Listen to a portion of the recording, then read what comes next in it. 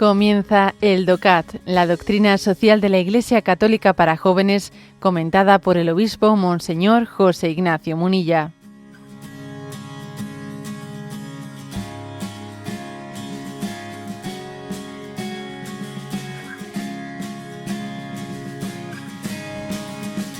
Punto 119.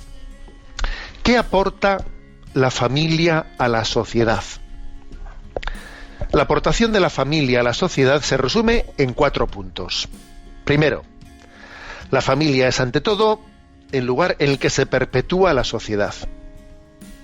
Segundo, la familia asume también el deber específico de la socialización y educación de los hijos. En ella se imparten virtudes, valores y tradiciones de índole cultural, ética, social, intelectual y religiosa que son esenciales para todo hombre libre y responsable. Una vez provisto de este repertorio de la educación familiar, el hombre puede asumir, tras recibir una formación específica, cualquier otro tipo de tareas en la sociedad. Tercero, a la familia se le encomienda también el deber de mantener a todos sus miembros y de garantizarles un espacio de protección, desarrollo y descanso privado. Y cuarto, principalmente en aquellas sociedades que envejecen más deprisa, es cada vez más importante que en la familia encuentren amor y sustento todos aquellos miembros de la casa que estén enfermos o que tengan minusvalías o pocos recursos. En este sentido, la perspectiva del núcleo familiar se amplía para incluir a generaciones precedentes, lo que puede dotar a la familia de identidad y de una profunda solidaridad. Bueno, es un punto del DOCAT que tiene, pues yo creo, una aportación muy interesante, que es la de hacer un resumen de 4 puntos. 4 puntos sobre la aportación de la familia, ¿no? La primera es el lugar de la transmisión de la vida. Y fijaros cómo hoy en día también se intenta combatir esto, Se intenta combatir buscando pues la transmisión de la vida pues de una manera tecnológica. Bueno, yo no necesito tener pareja para poder tener un hijo, etcétera, etcétera. O sea, esa pretensión de la transmisión de la vida, sirviéndose de no sé qué recursos tecnológicos, ¿no? De vientres de alquiler y cosas raras, ¿no? Al margen de la sociedad es un grave pecado contra la vida. O sea, Dios ha querido que sea la familia el lugar de la transmisión de la vida, donde se perpetúa la sociedad. El Estado tiene deber de cuidar la familia, entre otras cosas, porque es el lugar en el que la sociedad se regenera. Segundo lugar, la segunda gran aportación de la familia, la transmisión, la transmisión de valores, la socialización, que también esto obviamente es otro tema combatido. ¿Por qué? Porque existe también ideologías políticas a las que no les interesa que las nuevas generaciones tengan valores propios, que tengan una cultura, unas convicciones, unos hábitos. No los prefieren manipular ellos. No les gusta que la familia configure la... no, los prefieren manipular ellos. Tercer aspecto. A ver, la familia es el lugar, el espacio del descanso, de la protección. A ver, ¿a dónde acudes tú, no? ¿A dónde acudes tú en medio de la batalla, de la lucha, de la vida, de esta sociedad? ¿Dónde descansa tu corazón? ¿Dónde descansa? ¿Dónde reposa tu corazón? A ver, la familia es ese lugar del reposo natural. Yo suelo decir la familia y el sagrario. Fíjate, la familia y el sagrario. Pues claro, también esto intenta ser combatido. Digamos, este intento de luchar contra la familia pretende que tu descanso esté pues en adicciones que te van generando, que tu descanso esté pues eso, en vicios, en tubos de escape, en vez de hacer de la familia tu lugar de descanso natural. También esto es combatido, ¿eh? Y en cuarto lugar, la cuarta, digamos, gran aportación de la familia es la de el cuidado de la ancianidad. Cuidado de la ancianidad, que al mismo tiempo pues es un gran enriquecimiento, porque es que cuidando las generaciones anteriores nos estamos enriqueciendo tremendamente de ellas, ¿no? No se sabe quién le hace un bien a quién, si en teoría el que cuida al cuidado o aquel que está siendo asistido está haciendo una misericordia de la familia, porque le está liberando pues de muchas frivolidades, porque cuando estamos a lo que estamos, gracias a Dios, cuando estamos a lo que hay que estar, nos liberamos de estar a lo que no debiéramos de estar, a tantas tentaciones. Luego, a veces servir es liberarnos de esclavitudes, ¿no? Y con un enriquecimiento tremendo, un enriquecimiento maravilloso, ¿no? Porque cuando las familias, en vez de ser meramente nucleares, son familias extensas en las que los abuelos y otras generaciones conviven, la riqueza es muy superior, ¿no? Pero también esto está siendo combatido, pues eso, para empezar ya los hogares, las viviendas se hacen que allí no se puede ni tener ni los abuelos ni un hijo más, porque no, o sea, construimos las cosas de manera que vamos hacia el individualismo, todo apunta al individualismo. Y a ver cómo un estilo de vida en los que los demás están son inconjugables, y luego además hablamos de la eutanasia y hablamos estas cuatro finalidades, ¿no?, tan grandes de la familia. Fijaros que las cuatro están siendo combatidas, las cuatro. En el fondo, frente a este nuevo orden mundial, frente a este pensamiento único, frente a este humanismo entre comillas anticristiano, los grandes enemigos a combatir son la familia y la Iglesia. Sí, la familia y la Iglesia católica son los grandes enemigos a combatir de este humanismo anticristiano que pretende imponerse.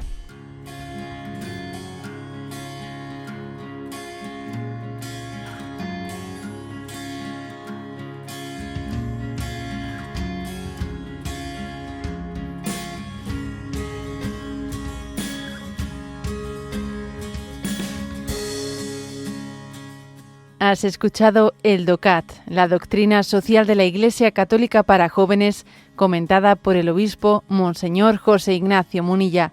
Encuentra todos los audios en radiomaria.es.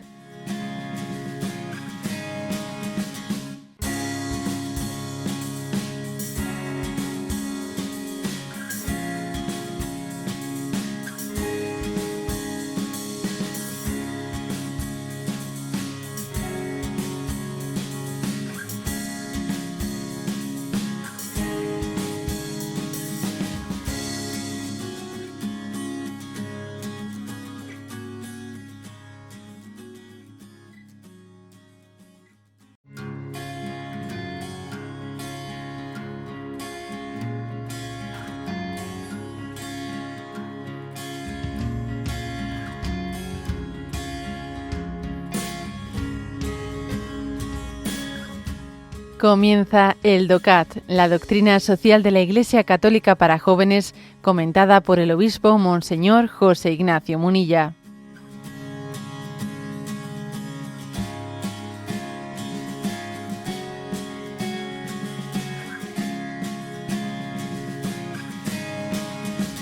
Punto 120. ¿Es la educación un deber exclusivo de la familia? Y responde, no, desde luego que no. Una familia no es un sistema cerrado, que existe únicamente para sí. Ante todo se ha de garantizar que los padres tengan el derecho primario y el deber de educar a sus hijos ellos mismos, y que puedan además darles una completa formación. Solo los estados totalitarios arrebatan ese derecho.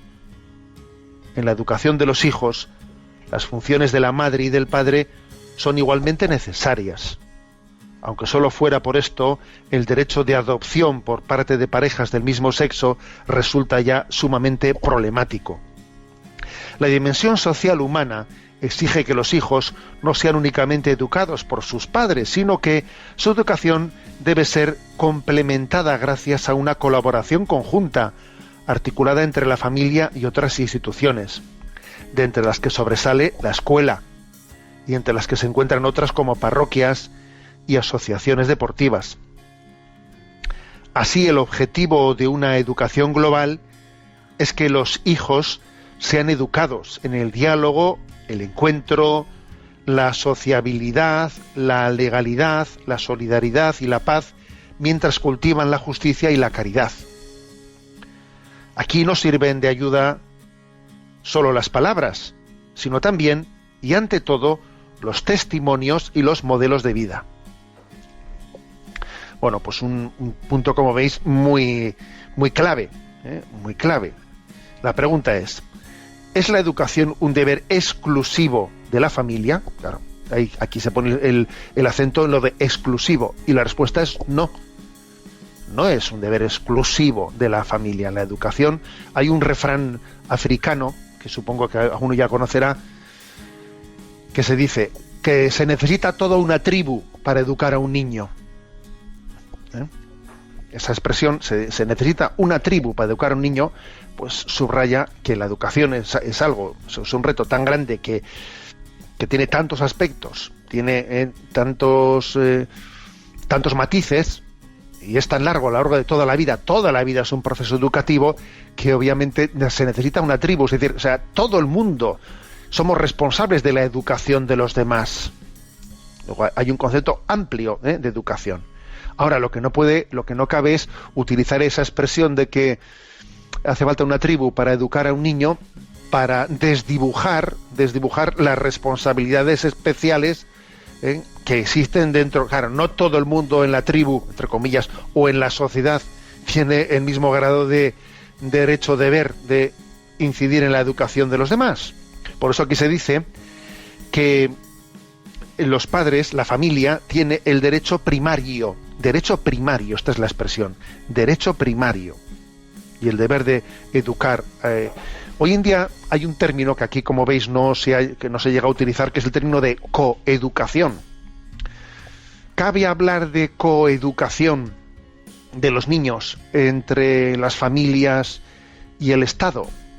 A ver, el término coeducación es un término bastante indefinido, porque la palabra coeducación, claro que es correcta en el sentido de que todos tienen que contribuir a la educación.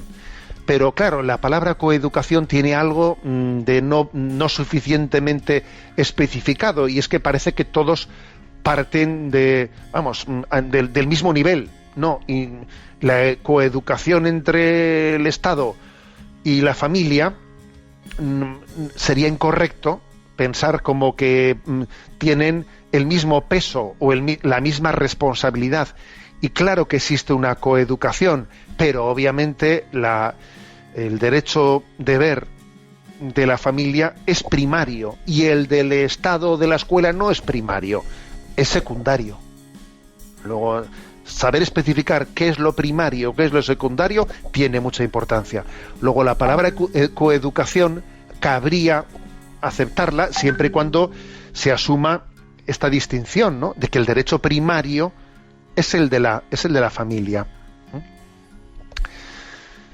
Dentro de la familia, dentro de la educación en el matrimonio, también este punto del DOCAT subraya cómo existen funciones específicas del padre y de la madre.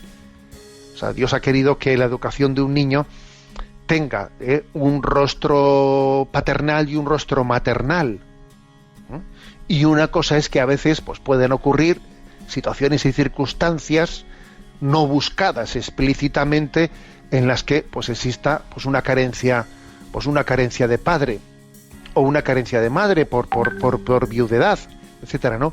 Pero eso es una cosa, y otra cosa distinta es que se busquen modelos de educación o modelos de adopción en los que explícitamente se prive a alguien de ser rostro paterno y rostro materno, que es necesario que es adecuado, conveniente, pues para el crecimiento, ¿no? Para el crecimiento y la educación del niño.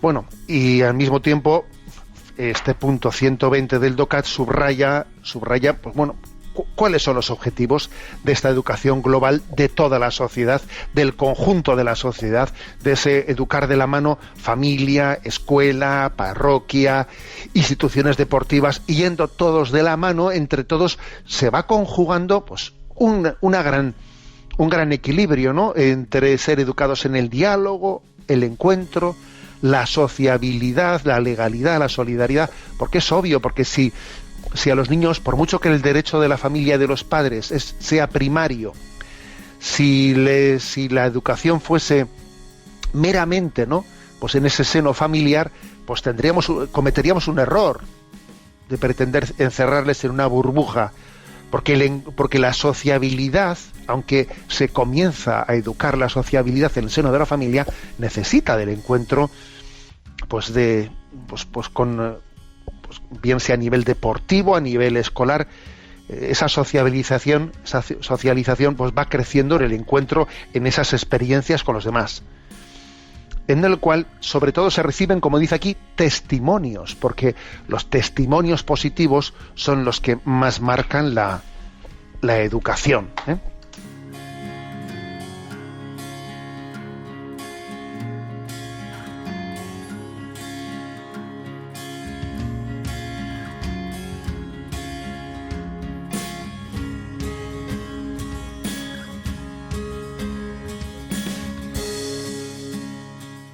Has escuchado el DOCAT, la doctrina social de la Iglesia Católica para jóvenes, comentada por el obispo Monseñor José Ignacio Munilla.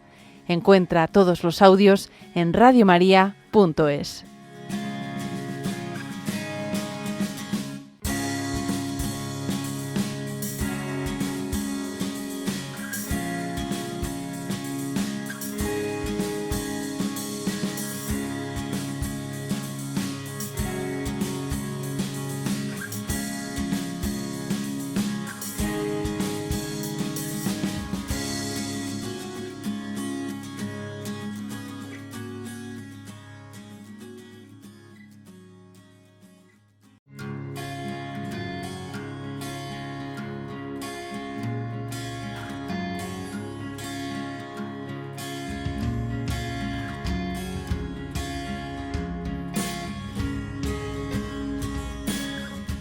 Comienza el DOCAT, la doctrina social de la Iglesia Católica para jóvenes, comentada por el obispo Monseñor José Ignacio Munilla.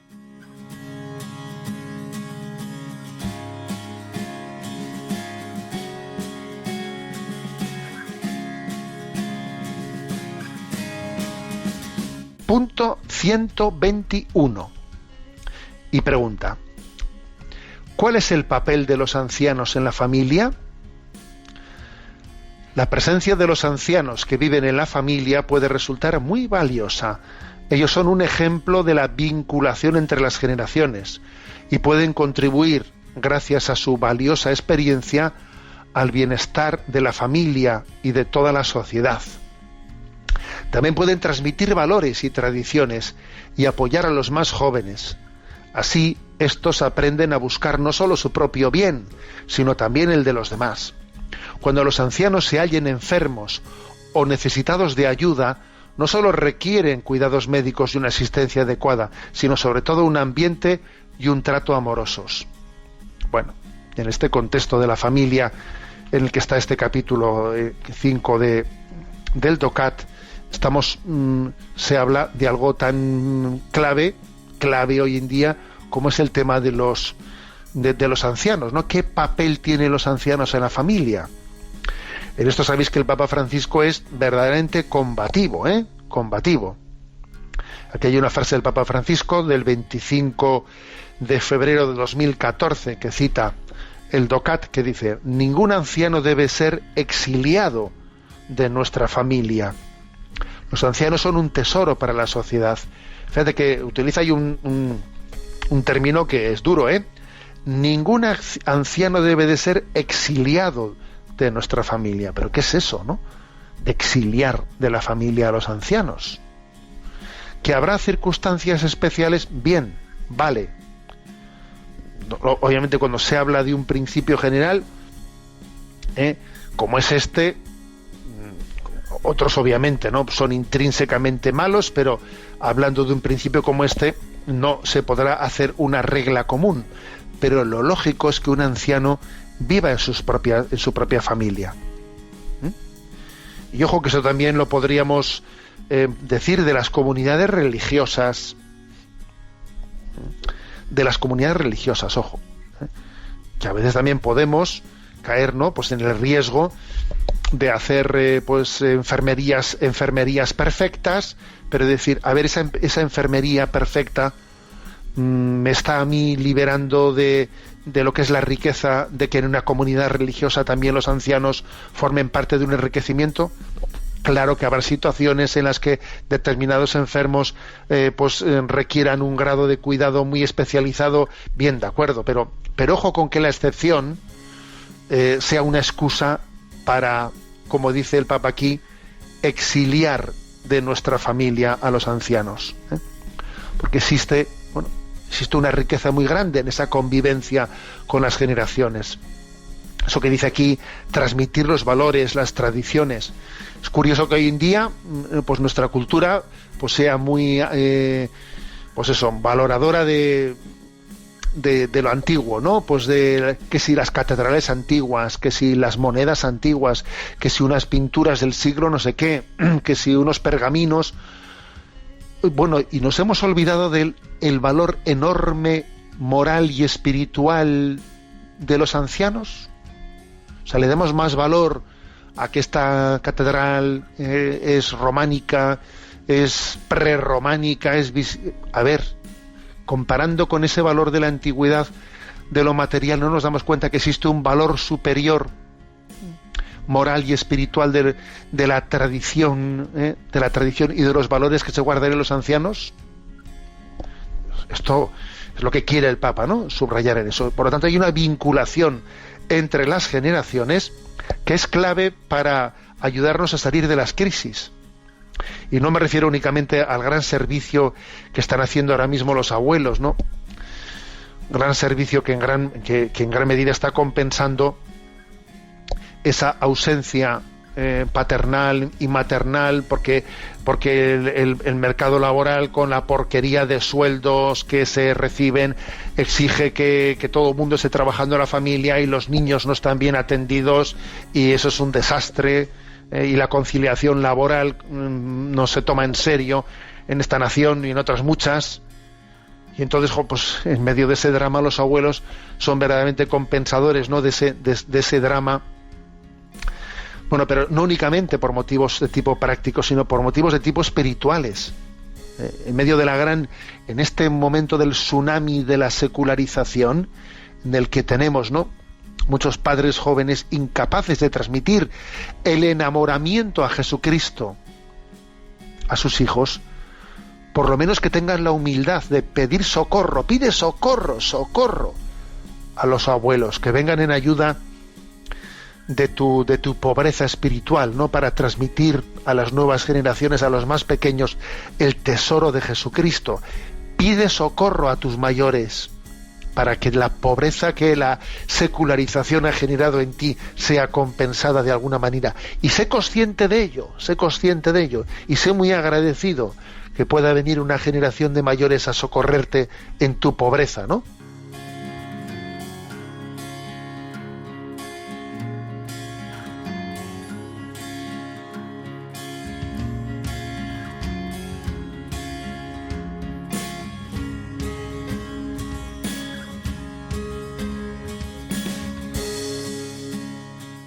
Has escuchado el DOCAT, la doctrina social de la Iglesia Católica para jóvenes, comentada por el obispo Monseñor José Ignacio Munilla.